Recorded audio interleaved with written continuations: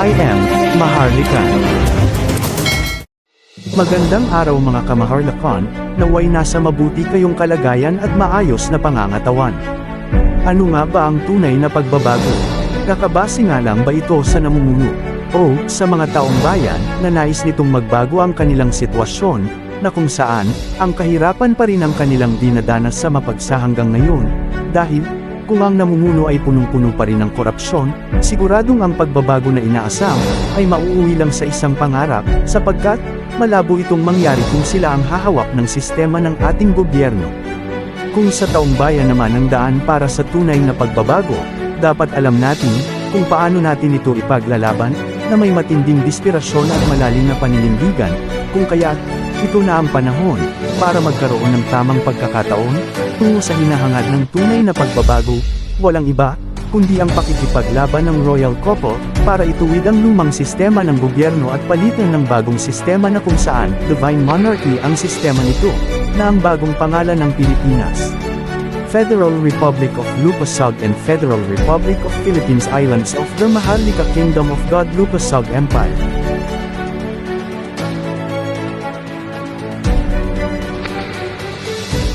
If you want this country, new country, become the leader of the world, join the fold, save thy people, save thy territory, the promised of all the promised that Allah left to us. And today is the most successful moment of truth wherein I was able to proclaim the final order and executory transformation and transition to absolute monarchy. January 22, 2022. That is 144 years when Ama Andi, that is Tuan Muda Ghulam Hassan, signed the deed of 1878. Kaya tayo nahawakan ng British North Borneo after 300 years from the Spanish conquistadores. Hindi tayo, kumbaga, hindi tayo sumunod sa kanila, kundi meron tayong kasulatan sa kanila. Hindi tayo na-conquer kailanman. Kaya meron tayong British North Borneo. Pinahiram natin ang sovereignty sa Queen of England dahil walang pwedeng mag-manage, kundi yun din ang pinili ng mga lolo. So sa ngayon, nandito si Queen. Sabay-sabay natin ayusin itong kalupaan para sa inyong lahat. Wala tayong utang sa World Bank.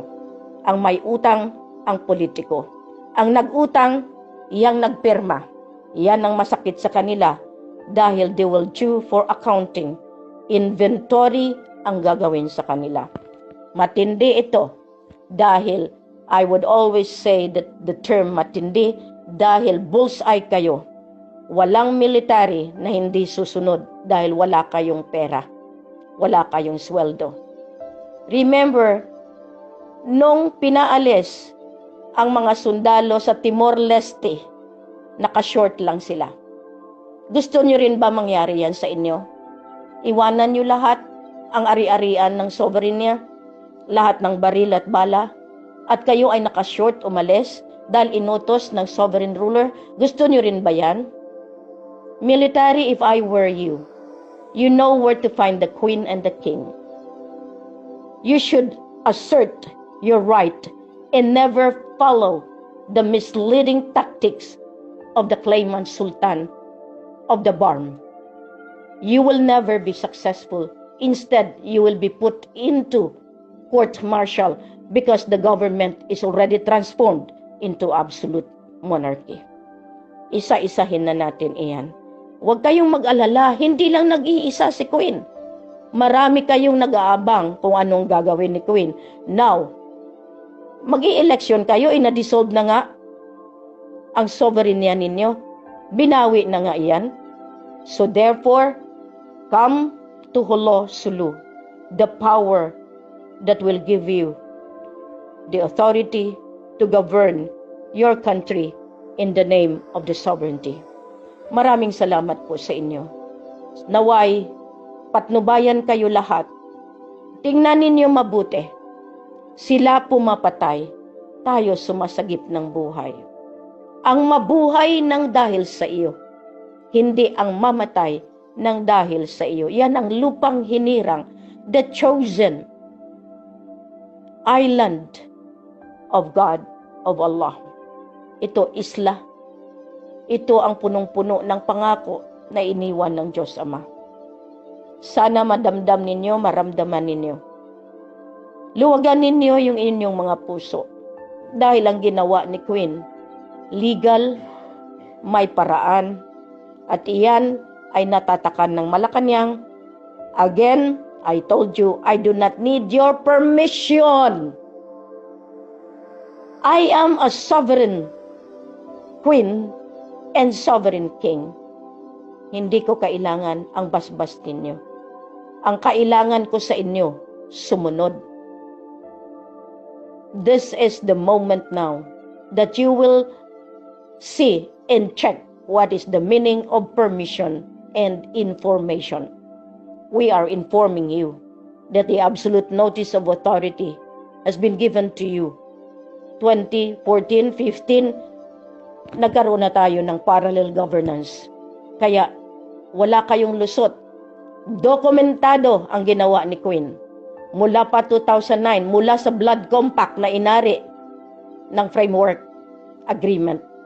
Lahat yan inari ng Bangsamoro Basic Law na ngayon ay binalik lamang sa Bangsa Autonomous Region of Muslim Mindanao. The same banana po yan. Dahil ang akala ninyo, makukuha nyo sa claim. Dahil marami kayong military, marami kayong kaalyado na may baril at bala. Hindi po. Ang baril ko ngayon. God is my armor. Truth is my banner. And justice is my passage to achieve my goal. Intayin nyo po ninyo. Talagang mananalo na ang hustisya ng Diyos Ama sa lupa. Maraming salamat po. God bless everyone. Allah protects you. Cheers! Mabuhay! Maharlika Kingdom of God, Lupasug Empire. Masalam!